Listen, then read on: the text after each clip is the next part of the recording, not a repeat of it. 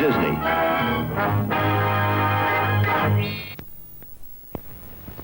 Our story this week is about the quarter horse. Speed, strength, and cow sense are his trademarks. He began the all-purpose horse of the settlers in Virginia and the Carolinas. When the first thoroughbred horse came to America, he found the quarter horse there before him. The settlers rode and drove the quarter horse during the week and raced him a quarter of a mile on Sundays and holidays. His great speed at this distance gave him his name. The quarter horse went west with the settlers.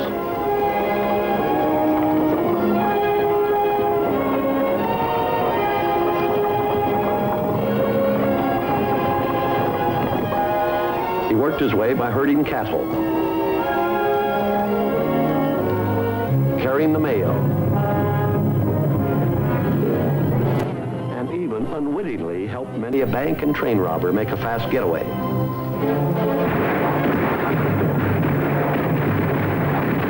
Although his blood has mixed along the way with that of the Mustang and Thoroughbred, there have been certain breeders in the Southwest with vision enough to preserve his unique type and abilities. These breeders have made the quarter horse what he is today, the most versatile horse in the world. In looking for someone to narrate our story, we could think of no one better than Rex Allen. Rex was born and reared in the cattle country of Arizona, and he's known, owned, and admired quarter horses all his life. And in helping to create our story for you, Rex plays the role of an Arizona rancher, a role in which he is completely at home.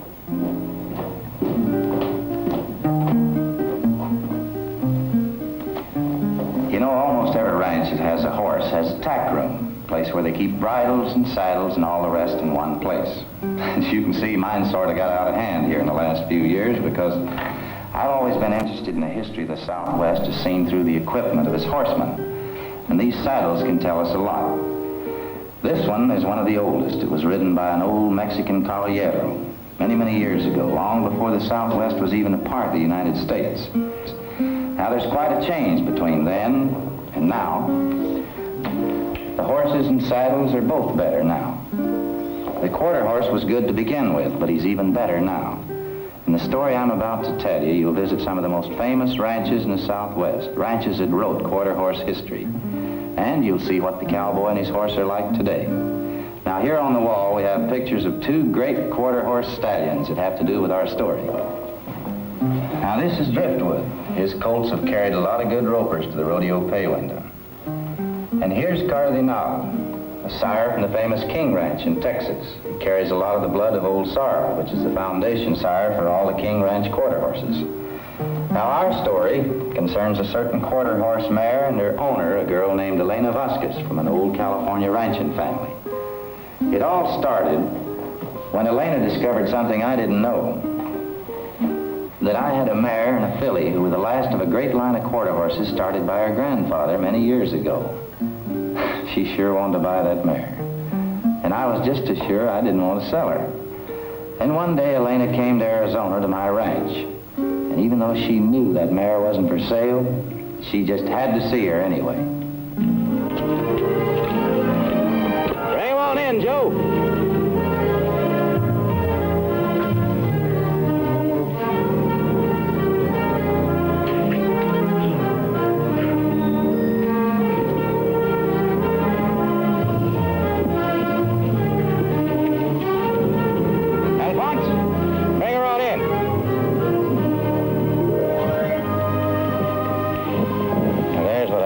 Good-looking colt.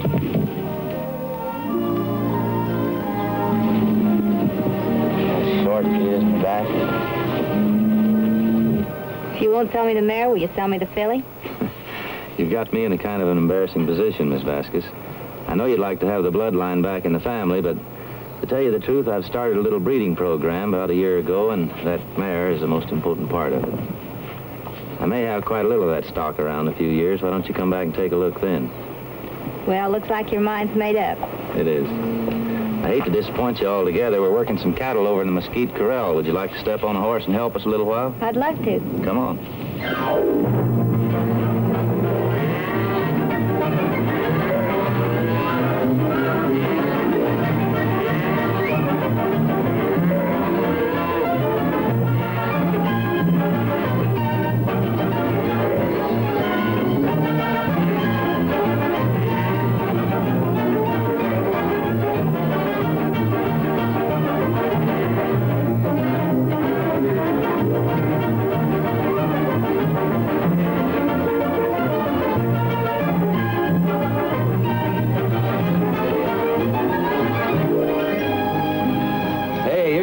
tight roper. How'd you like to try one outside on old Red? All right, fine.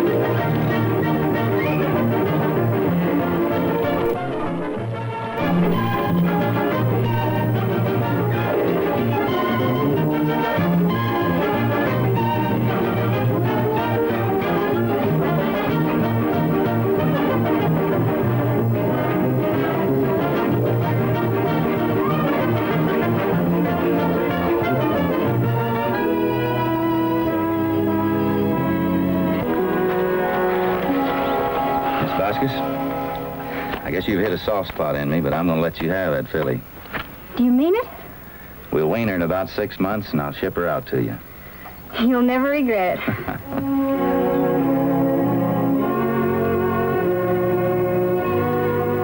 Elena couldn't wait the 6 months before I shipped the filly to her. She had to start right in gentling her and getting acquainted. And she gave her a name, too, the Bay Lady.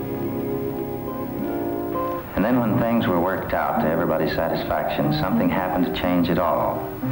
This mare that I had such high hopes for was found one morning dying. There was no warning, nothing. She was gone before anyone could help her. And Elena's filly was an orphan.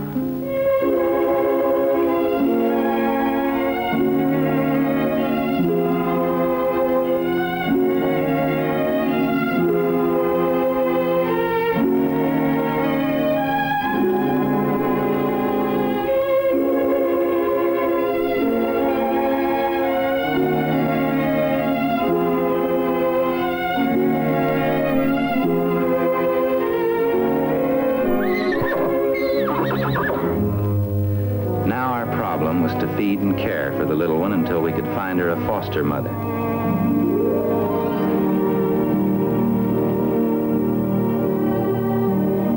We took her to another part of the ranch where there was a mare with a colt about the same age.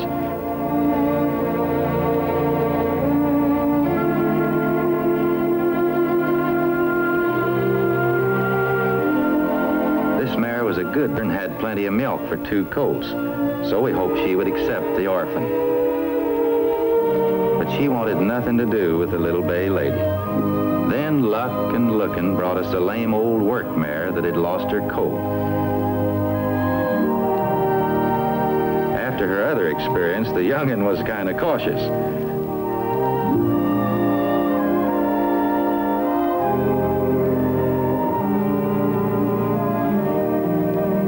But we tied the mare to the fence, and loneliness and a little hunger made the filly braver.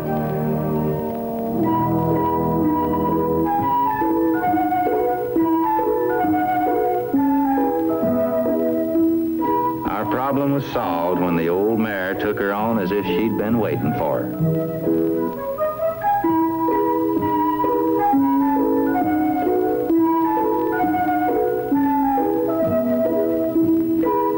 So Elena's highly bred filly happily followed her new mother, an old mare who was worthless to everybody except the little Bay Lady.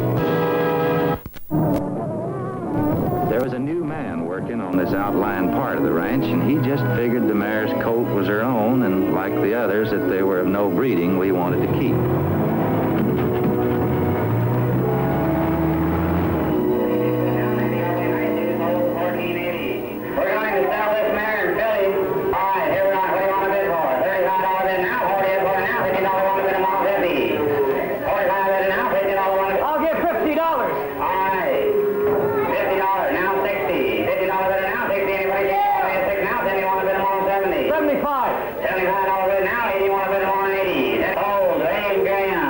It wasn't until several months later that I was able to trace that filly. She was on a ranch in New Mexico. I would have been able to recover her then if it hadn't been for a cowboy by the name of George.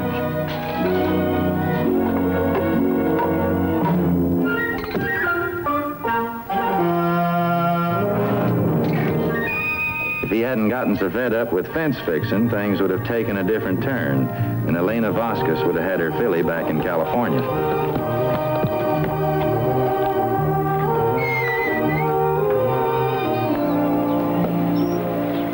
Sure hate to see you quit, George.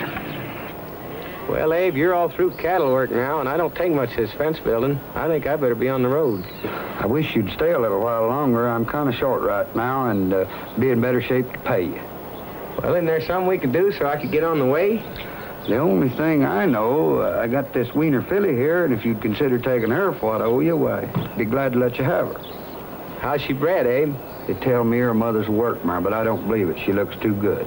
Let's take a look at her. All right.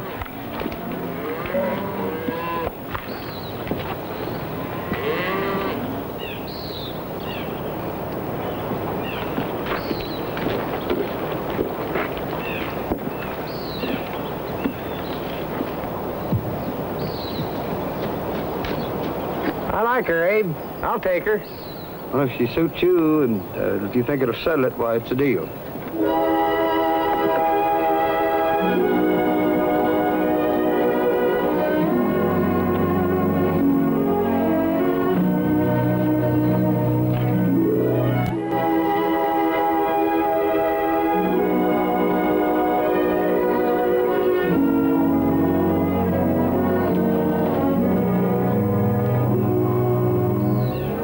George was a good cowboy, but he was a drifter. As he left this ranch to look for another job, he didn't have any salary in his jeans, but he had a good filly at the end of his lead rope. George drifted right onto the great Wagner Ranch in the north of Texas. They claim to have the biggest spread under one fence in the whole country. Now, this outfit is so big, they even keep special fence-fixing crews, so George had nothing to worry about. He was mounted on a good Wagner quarter horse and had plenty of cattle work to do. It was a season for branding. There hadn't been anything invented that could equal a good working cow horse in a spot like this. When a range extends as far as the eye can see, you can't expect to bring squeeze chutes and corrals to the cattle, but you can bring horses.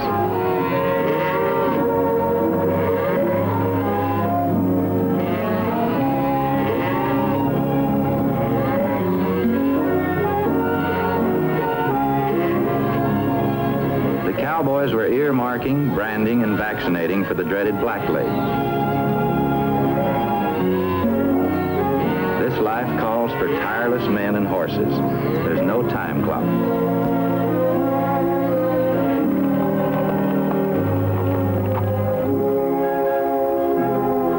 This is the world George belonged to, the world of cattle. And of horses, especially bred to handle the cattle. For the Wagner Ranch is one of those who have written quarter horse history. This is a band of Wagner mares and colts, all heavy in the blood of such famous horses as Yellow Jacket, Blackburn, Pretty Buck, and Poco Bueno.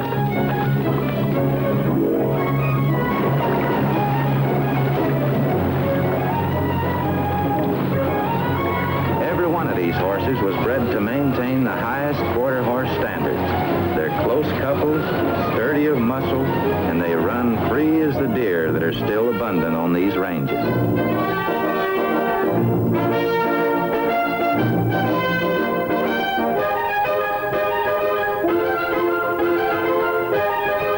This is the Wagner Remuda, one of the largest herds of trained cow horses in existence.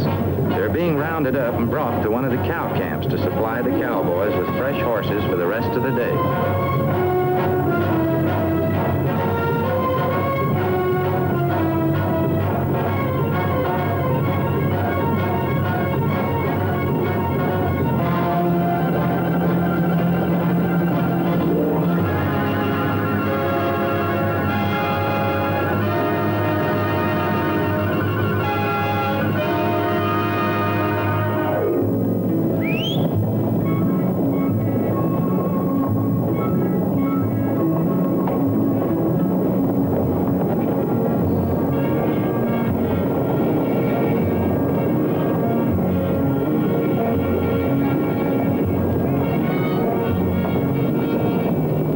Cowboy has about 16 horses for his own use. And as the Remuda is brought into camp, Each man sends a loop curling out with snake-like precision to rope the horse he wants.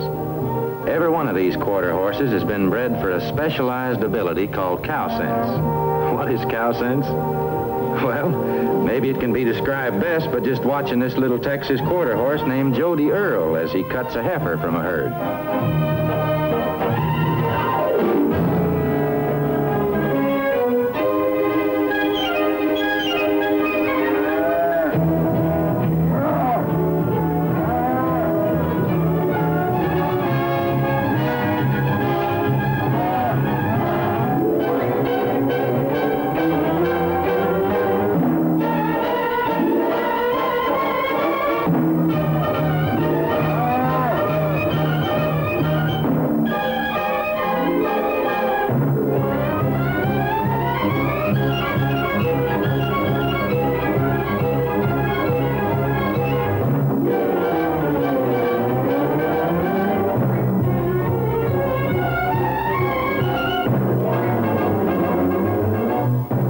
Puts cow sense in a horse? It's sires like Pocoano of the Wagner Ranch, who, like his own sire, King, is among the most famous modern-day quarter horses. His owner, E. Paul Wagner, carefully works out a breeding program for Pocoano each year and turns him out in the spring with certain selected mares. It's no accident that Pocoano's what he is.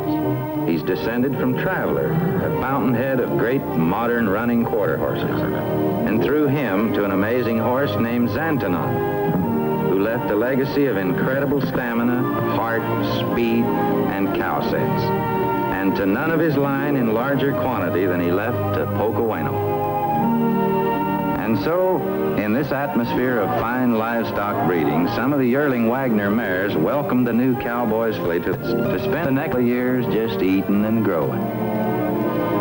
At the end of the 2 years, George had drifted back to Arizona. His filly was old enough to be ridden, and if anybody'd been around to recognize it, she was beginning to show a certain quality of head and neck that was the stamp of her sire, the stallion Driftwood. This, and the way she moved under saddle, told George that he'd made the greatest bargain of his life when he took the filly on. Cattle make cow horses, that is, cattle, cowboys, and that inborn quarter horse trait called cow sense, which began to prove George's filly to be a natural. Alert and always interested, she began to know how a critter thinks. Anything he could do with cattle was fine with George, but when they put him to riding fence, he got that old urge to move on.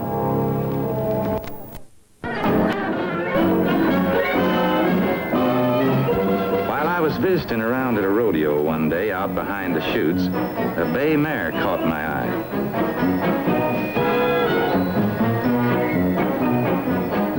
I didn't give it much thought till she walked by again.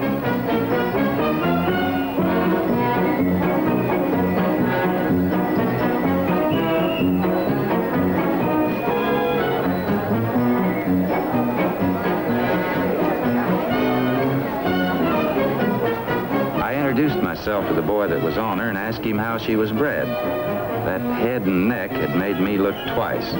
It had Driftwood written all over it.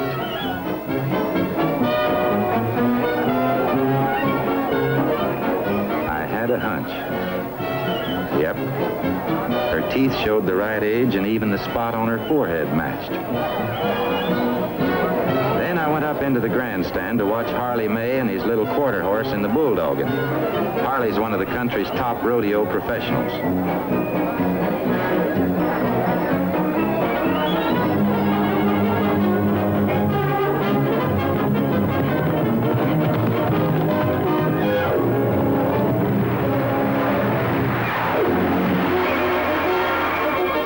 The calf roping came next, and I saw the boy on that bay mare go behind the barrier to get ready. The way that bay mare left the chute and caught her calf made me all the more sure my hunch was good.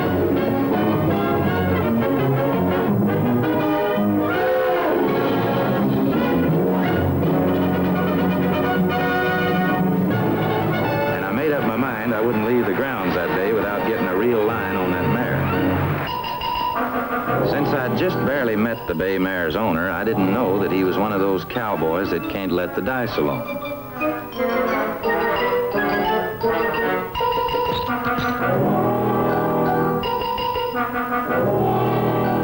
There are a few people that always seem to be lucky. George wasn't one of them. But this racehorse man had that kind of reputation. But George wasn't bothered. The next throw could always be a lucky one. He'd already lost his money, but there was always his saddle.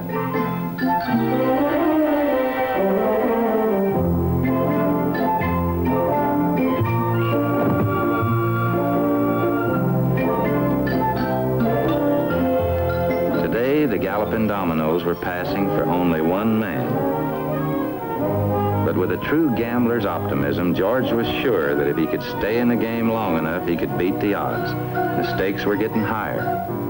But as long as he was in the hole this far, he figured he might as well stay in for everything he was worth. And he was worth exactly one bay mare.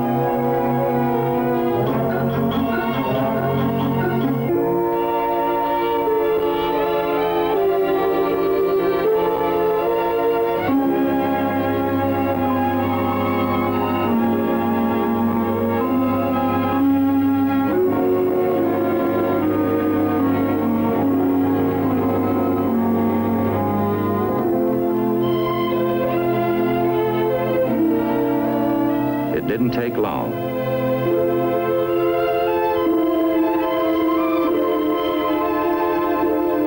The racehorse man had a new mare that looked like she had some speed in her.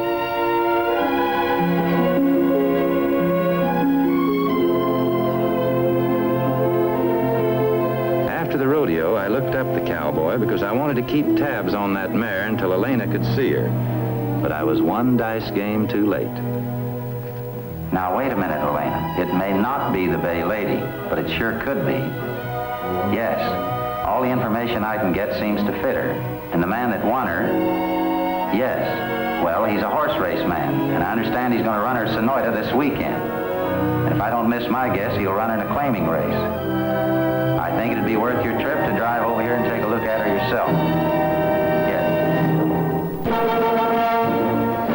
As we know, the quarter horse got his name because of his speed at a quarter mile. At this little country track for quarter racing, the bay mare's new owner figured he'd clean up by entering her in a cheap claiming race. He was gambling again. He was sure there'd be nobody there interested enough to put in a claim for her this first time out. But today, for him, the odds fell the other way. When Elena arrived at the track, she went right to the paddock. With a horseman's instinctive eye, she singled out the bay mare right away, and she scanned her carefully for signs of the breeding she knew so well.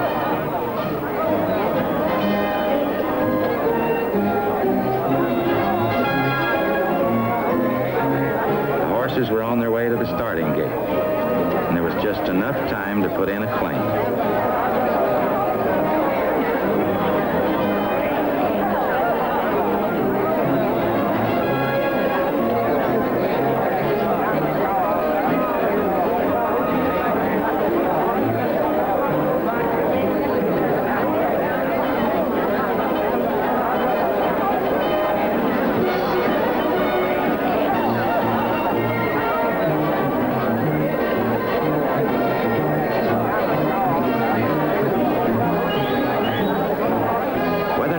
Crossed the finish line first or not had no effect on Elena's claim, but how the Bay Lady ran, if this was the Bay Lady, would tell the real story.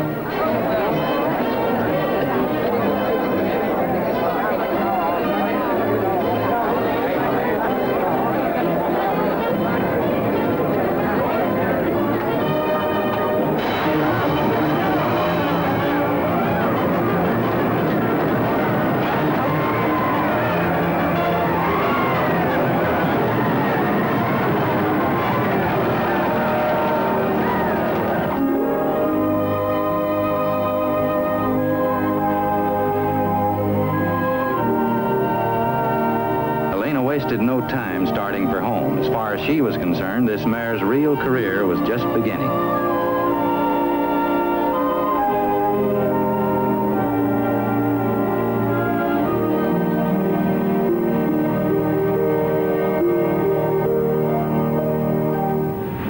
Back in California, riding the old familiar coastline of her ranch, Elena found herself better mounted than she had ever been before.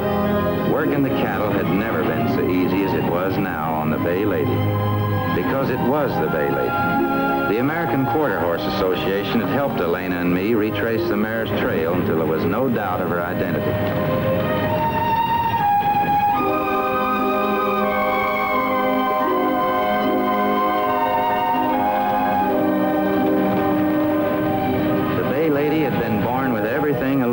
To find in this bloodline, but it didn't take her long to realize that the mare needed more training to bring out her versatility. As good a horsewoman as she was, Elena knew the mare needed someone whose knowledge went further than hers. And as far as she was concerned, his name was Jimmy Williams.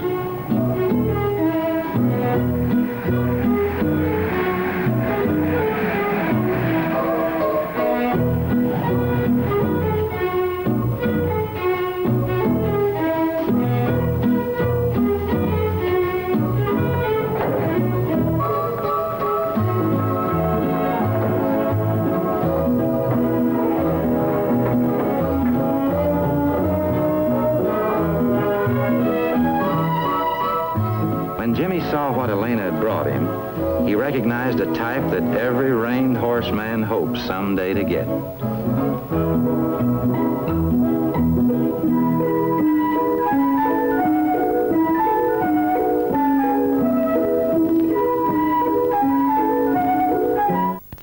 A radical departure from traditional methods of Western horse breaking, the Bay Lady needed relaxing from her previous training and even the little racing she'd had. So he started her like she was a beginner. He drove her in a breaking cart.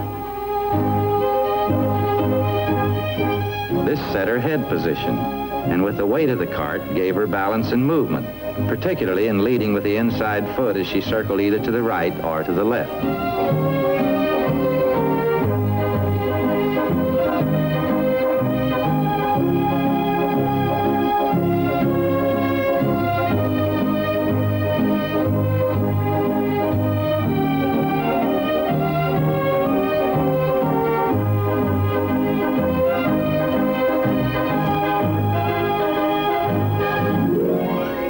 Elena was learning too, along with the Bay Lady.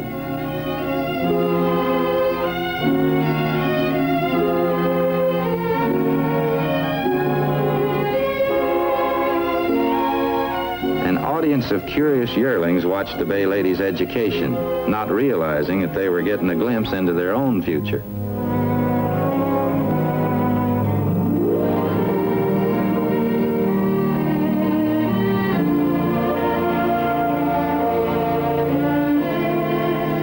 By the time the Bay Lady had finished her training, she was a living example of every horseman's dream. She could do everything she'd been taught with just a shoestring in her mouth.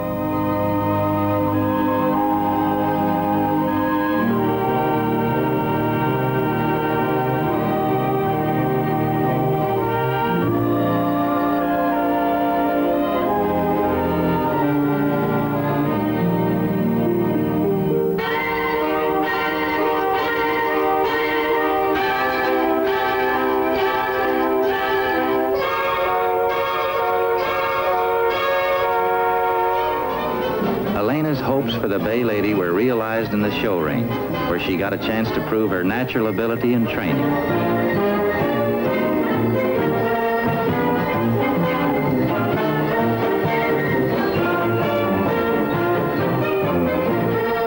There she defeated all comers of all breeds to become a champion reined horse. But the life of a quarter horse doesn't begin and end on the racetrack or in the show ring. Like her colonial ancestors, the Bay Lady continued to work for her living.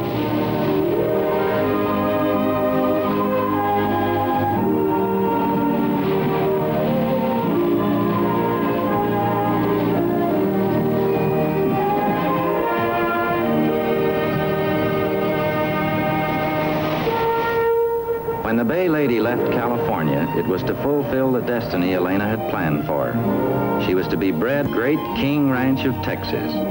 It's here under the ownership of the Kleberg family, and Mr. Robert Kleberg in particular, that many successful experiments in livestock breeding have been made which have commanded respect and admiration throughout the world. It's to the King Ranch that the quarter horse owes much of its present quality. As Mr. Robert Kleberg has said, while the art of breeding requires intense application to detail, endless study, observation, and application of a keen artistic sense, the rewards are great, and I know of no task of such consuming and lasting interest. in the early days, the lean-flanked longhorns were the cattle of the King Ranch ranges.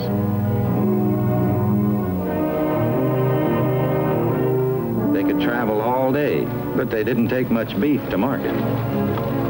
There was a need for something better. Santa Gertrudis, name of the King Ranch headquarters, was proudly given to a new breed of cattle designed to meet the rugged demands of the South Texas climate. The blood of the English Shorthorn and the East Indian Bramer were mingled to produce an animal immune to the dread tick fever and a fine beef type.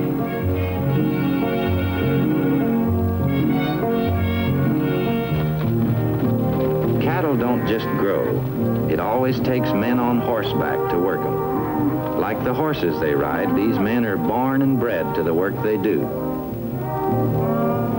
From father to son, the traditions of horsemanship and equipment are handed down. Tools of their trade, to be honored and used with skill and care. Proud of working on the King Ranch, these men call themselves Quineños. When a man cares about his cattle, you can pretty near bet he cares as much or more about his horses. On the King Ranch, along with the Santa Gertrudis, a new type quarter horse came forward. Finer, keener, and bred with more of an eye to quality than those before him. Noontime is dinner time in Texas. Even in a cow camp, the big meal is in the middle of the day.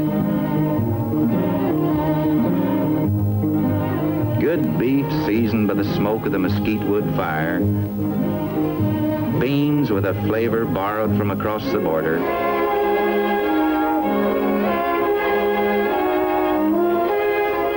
And sourdough camp bread. These stick to a cowboy's ribs just as good today as they did on the old Chisholm Trail.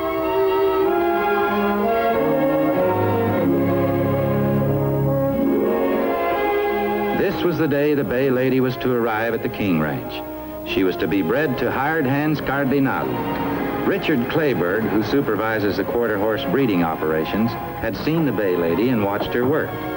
That was enough to bring into being a rare exception to the rule, that no outside mares are bred to King Ranch horses. 2 vaqueros were sent to round up Cardinal with his band of mares. To assemble a band of mares like this is a lifetime's work, and they show the success of the program. They have uniformity and type, and their foals are proof of Cardinal's worth as a sire. This band of mares runs with Cardinal, chosen especially for him. Mares are selected with equal care for each of the other King Ranch stallions. What stallions are bred to what mares cannot be a matter of memory on a ranch of such dimensions. It's a matter of supervised record. This is how they do it. Before each mare is turned out in the spring, Dr. Northway, the King Ranch veterinarian, checks her identification brands. On the right, the running W signifies the mare's sire, Wimpy. On the left, the P is for her dam sire, Peppy. Dr. Northway places her breeding sheet in a book where the mares going to each stallion are recorded.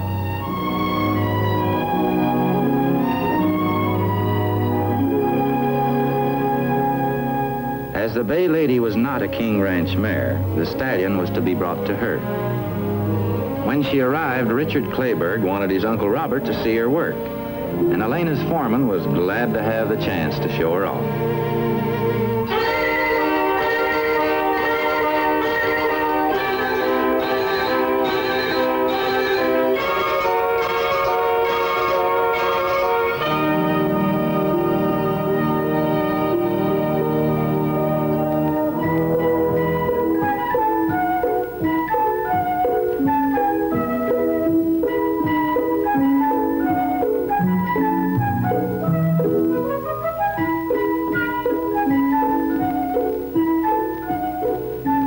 Cardinal was brought in to meet the Bay Lady.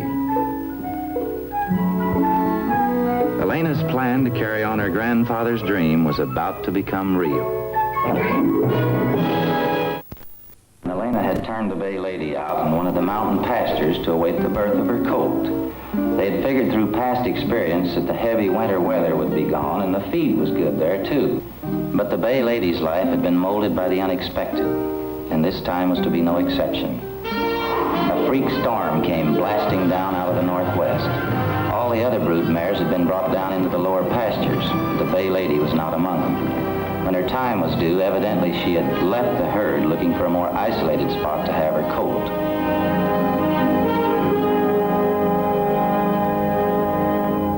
Elena knew there were no roads into the back canyons of those high pastures, and the snow on the trails would be too deep for horses.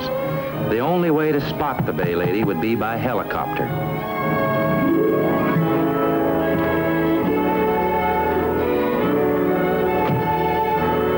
Like many another rancher, Elena knew from experience that helicopter pilots can generally open up any area, no matter how tough or impassable.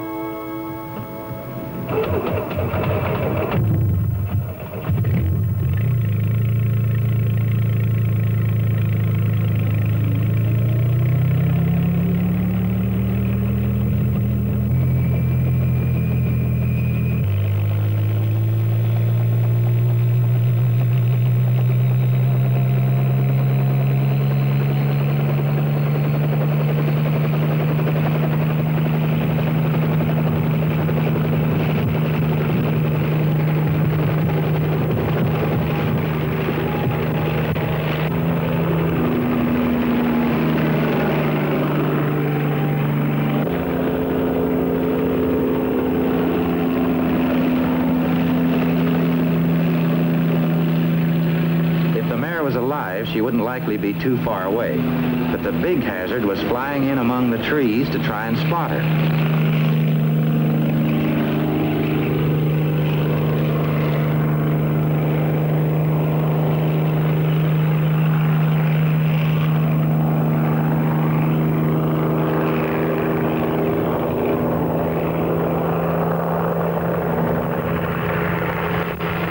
And there they were, the Bay Lady and her first colt. They looked all right, too, except the mare stood like she had her foot caught in something under the snow. And when an animal is helpless, it doesn't take long for varmints to find out about it.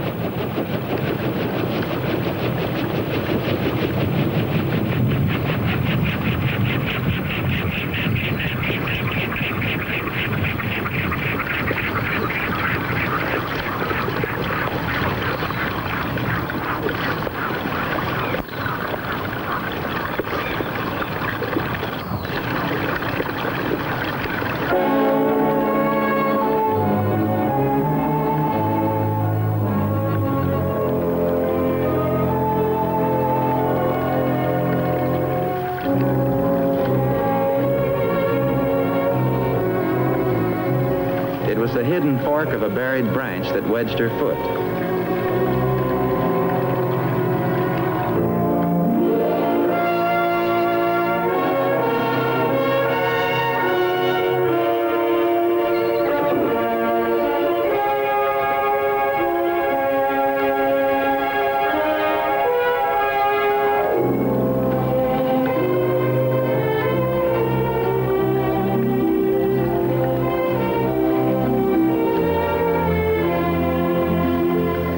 Lady's little daughter evidently hadn't minded her cold reception into the world. She acted like she was all ready to go. But maybe what was about to happen to her wasn't exactly what she had in mind.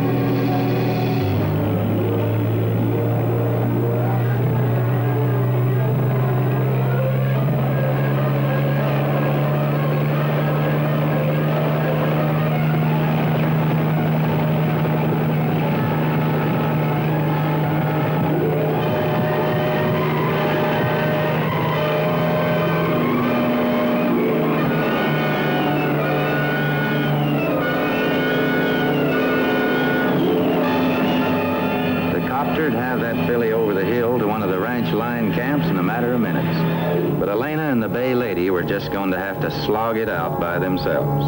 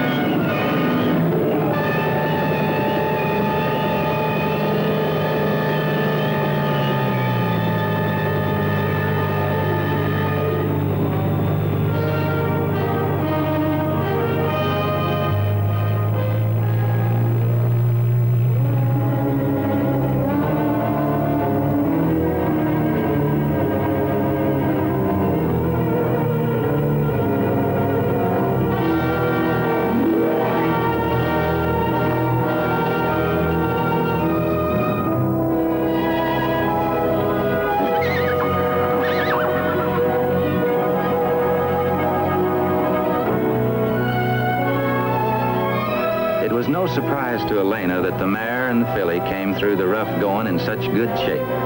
It's what you'd expect from this kind of breeding.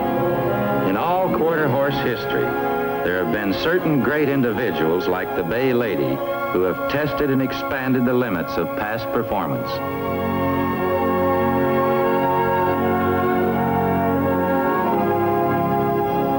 Elena had made up her mind that this filly belonged to me, but I felt she deserved to keep this special little snowbird.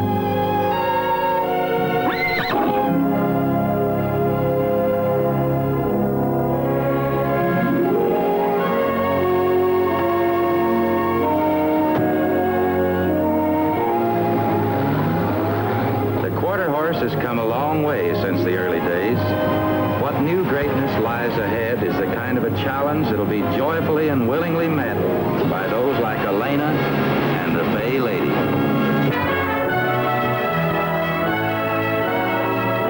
Next on DVT, the latest in News Brief.